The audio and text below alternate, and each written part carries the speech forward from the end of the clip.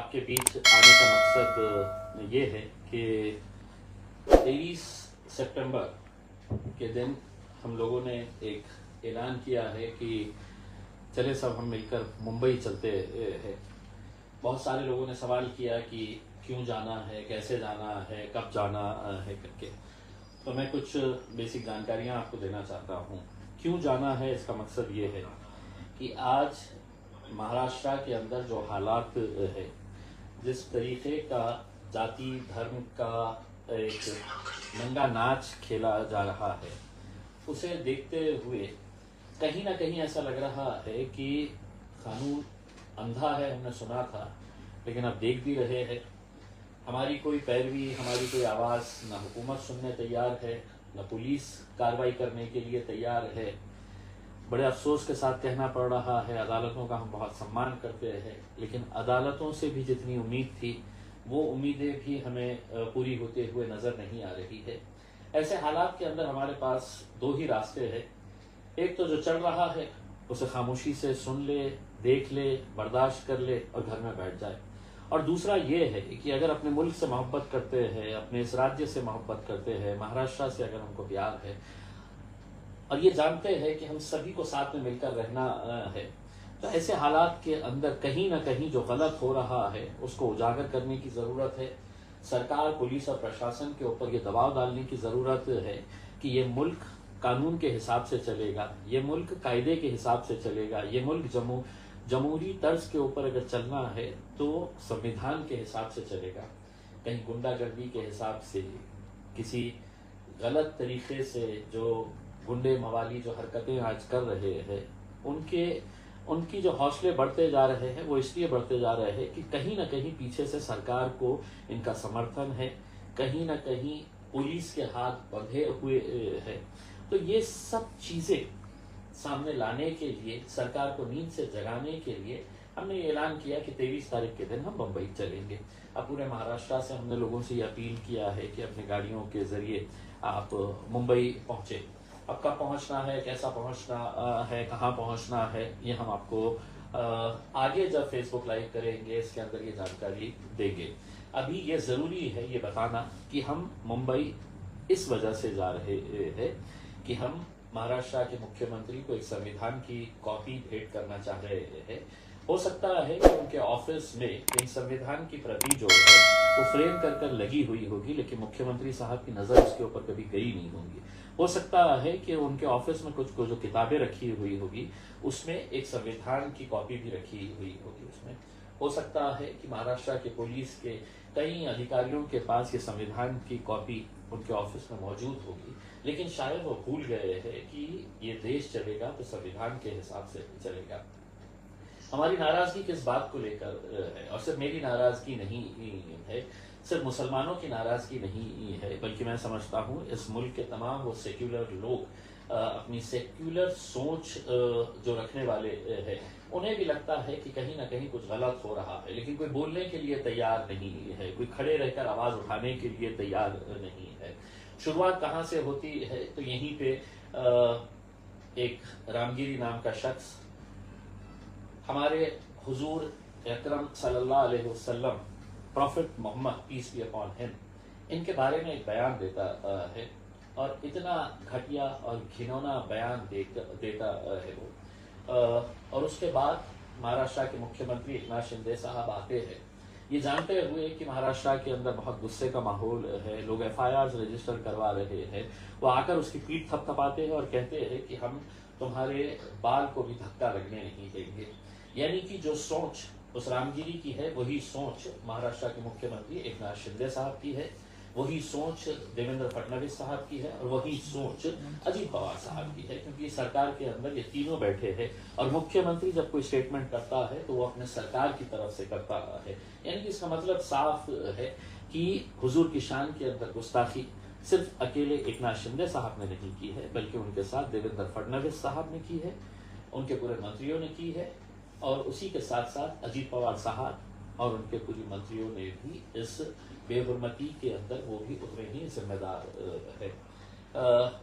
तकरीबन 60 FIRs पूरे महाराष्ट्र में और महाराष्ट्र के बाहर रजिस्टर किए गए कि ये रामगिरी के खिलाफ कार्रवाई होनी चाहिए। उसमें कार्रवाई तो बहुत दूर की बात, एक सादी नोटिस भी उसको पहुंचाई नहीं गई, और पहुंचाते भी कैसा, क्योंकि महाराष्ट्र के जो मुख्यमंत्री है, जो इनके माई बाप है, उन्होंने ही आके कह दिया है कि हम तुम्हारे बाल को धक्का नहीं लगाने देंगे।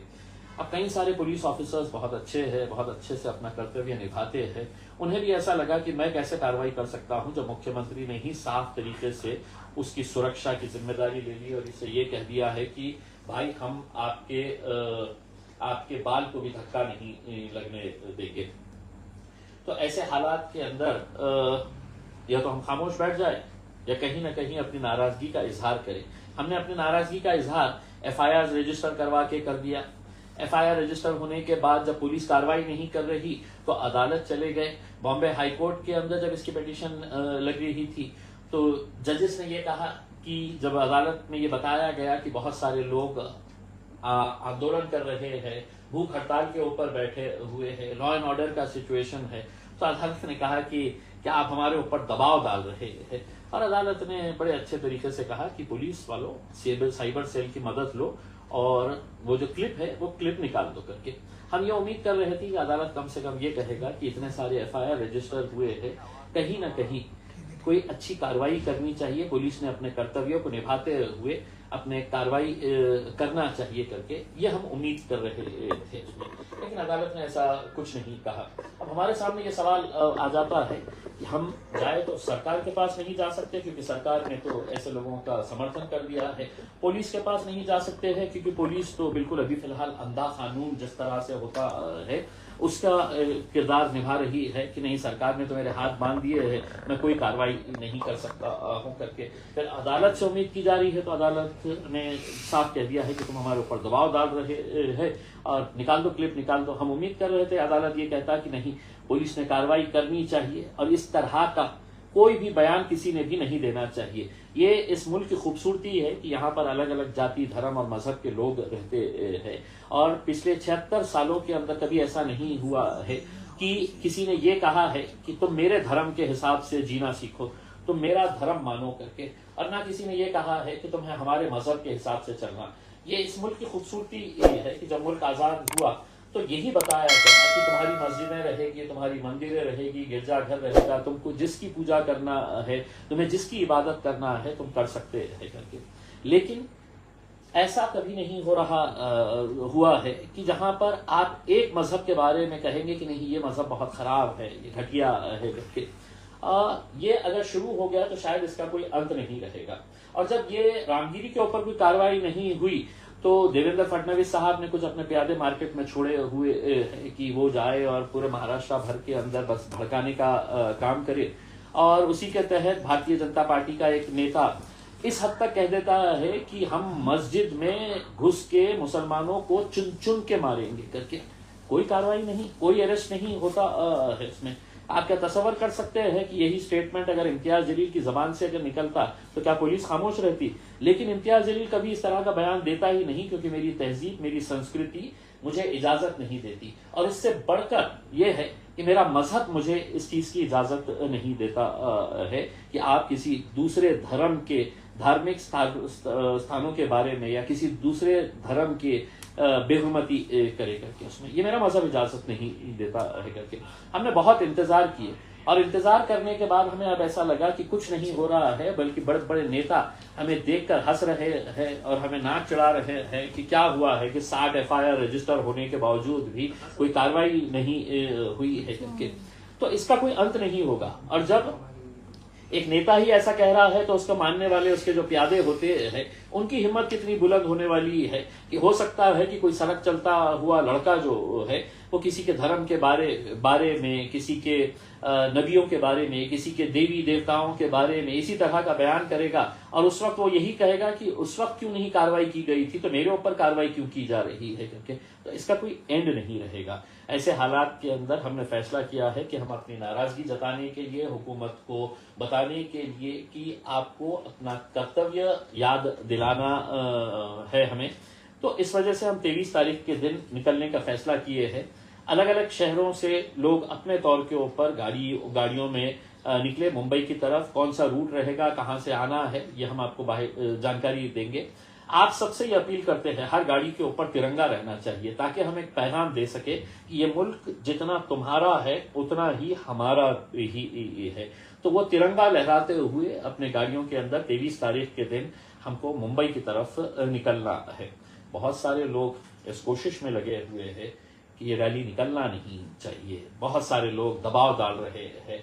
अब सवाल ये पैदा होता है, या तो हमने खामोश बैठ के सब बर्दाश्त कर ले, या कहीं ना कहीं जमहूरी तर्ज के ऊपर डेमोक्रेटिक वे में हम अपनी नाराजगी का इजहार करें। और वो इख्तियार मुझे उसी संविधान ने दिया है जिस संविधान के तहत मैं ये मुल्क और ये राज्य चलाना चाहते हैं करके। तो हम कोई हुल्लड़बाजी नहीं करने वाले हैं, कोई हंगामा नहीं करने वाले हैं, कोई इस तरह का भड़काऊ भाषण नहीं करने वाले हैं, कोई हम ऐसा माहौल नहीं खराब करने वाले हैं। एक शांतिपूर्ण तरीके से हम कम से कम ये दिखा रहे हैं कि इतने सारे लोगों ने जो एफआईआर रजिस्टर की है, अगर उसके ऊपर कार्रवाई नहीं हो रही है तो हम कहीं ना कहीं आके सरकार से कुछ सवाल करना चाहते हैं। हमने एक लेटर महाराष्ट्र के डीजी को भेजा है और उसके अंदर एक मांग की है, और वो मांग ये है कि एक ऐसा कानून इस राज्य के अंदर बनना चाहिए कि जहां पर कोई भी जाति का, कोई भी धर्म का, कोई भी मजहब का अगर कोई गलत इस्तेमाल करता है अपने जबान के जरिए, किसी दूसरे धर्म की आलोचना करता है, उसकी बुराई करता है, उनके देवी देवताओं के बारे में गलत शब्दों का इस्तेमाल करता है, सोशल मीडिया के ऊपर अगर वो गलत तरीके से कोई पोस्ट करता है, या अपने भाषणों के अंदर किसी मजहब को टारगेट करता है, उनके नबियों को टारगेट करता है, हमारे हुजूर अकरम सल्लल्लाहु अलैहि वसल्लम को अगर टारगेट करता है, तो एक कायदा होना चाहिए। क्योंकि आज जिस तरीके से नफरतों का बाजार गर्म कर दिया गया है, जाति धर्म और मजहब की जो दीवारें बड़ी बड़ी खड़ी कर दी गई है सिर्फ राजनीतिक फायदा उठाने के लिए, वो दीवारें गिरनी चाहिए। तो ये कानून बहुत सख्त जरूरत है, हमने ये मांग की है। हम सरकार को भी उस दिन जो मेमोरेंडम देने वाले हैं उसमें ये मांग करने वाले हैं कि ये कानून महाराष्ट्र के अंदर ही नहीं पूरे देश भर में लागू होना चाहिए करके। तो मैं तमाम लोगों से, नौजवानों से, बुजुर्गों से ये अपील करना चाहूंगा कि 23 तारीख के दिन आपको हमारा साथ देना है, हम सब साथ में मिलकर जाएंगे। और हाँ, एक बात मैं साफ तरीके से ये बताना चाहता हूं, ये कोई मजलिस इत्तेहादुल मुस्लिमीन का कोई कार्यक्रम है या हमने इसको ऑर्गेनाइज किया है, ऐसा नहीं है। बाहैसियत मुसलमान अगर आप किसी राजनीतिक पार्टी से ताल्लुक रखते हैं, चाहे वो कांग्रेस हो, राष्ट्रवादी कांग्रेस हो, उद्धव ठाकरे हो, अजीत पवार की पार्टी हो, एकनाथ शिंदे के साथ भी है, कई सारे तो बीजेपी के साथ भी है, उन तमाम से मैं ये कहना चाहूंगा कि ये बाहैसियत मुसलमान आपको इसके अंदर शामिल होना है। अगर वाकई में अगर आप ये मानते हैं कि आपका और मेरा रिश्ता क्या है, तो ला इलाहा इल्लल्लाह मुहम्मद रसूलुल्लाह। और अगर हमारे रसूलुल्लाह के ऊपर ही अगर इस तरह के अगर हमले अगर हो रहे हैं, गुस्ताखी अगर हो रही है, और आप अपनी सियासी दुकान सजा कर बैठे हुए हैं कि नहीं मैं इसके साथ कैसा जाऊंगा, तो मैं आपसे अपील कर रहा हूं कि आप आइए, इसका नेतृत्व आप करिए, आप लीड करिएगा। मैं एक सामान्य एक मुसलमान की हैसियत से जो इस मुल्क से मोहब्बत करता है, आपके पीछे खड़े रहने के लिए तैयार हूं। इसके अंदर कोई सियासी प्लेटफॉर्म नहीं, आप कौन सी मिली तंजीम से ताल्लुक रखते हैं, आप रहिए वहां पर, आपको मुबारक है। आप किस जमात से ताल्लुक रखते हैं हमें कोई मतलब नहीं है, आप रहिए वहां पर, हमें कोई एतराज नहीं है। लेकिन कभी ना कभी, कहीं ना कहीं आपको एक प्लेटफॉर्म के ऊपर आने की जरूरत है, और वही जरूरत को हम भागते हुए हमने 23 सितंबर का ये चलो मुंबई का नारा दिए है। मुझे यकीन है कि आप लोग इसके अंदर आएंगे। आगे जैसे जैसे जो भी डेवलपमेंट्स होने वाला है, हम उसकी जानकारी आपको लगातार देते रहेंगे। कई सारे लोग मुझे महाराष्ट्र से फोन करते हैं और ये पूछते हैं कब निकलना है, कहां से आना है, कितने बजे आना है। तो मेहरबानी करके आप मुझे पर्सनल के अंदर फोन ना करते हुए आपको जो भी जानकारी है वो सोशल मीडिया के जरिए, फेसबुक लाइव के जरिए, इंस्टाग्राम के जरिए, व्हाट्सएप के जरिए आपको ये पूरी जानकारी दी जाने वाली है। तो मैं यही अपील करता हूं कि एक बार मुत्तहिद होकर एक ताकत बनकर हमें खड़े रहने की जरूरत है, और यहाँ की हुकूमत को ये बताने की जरूरत है कि मुल्क चलेगा, राज्य चलेगा तो संविधान के हिसाब से, कायदे के हिसाब से, कानून के हिसाब से, ना कि गुंडागर्दी के हिसाब से। बहुत बहुत शुक्रिया।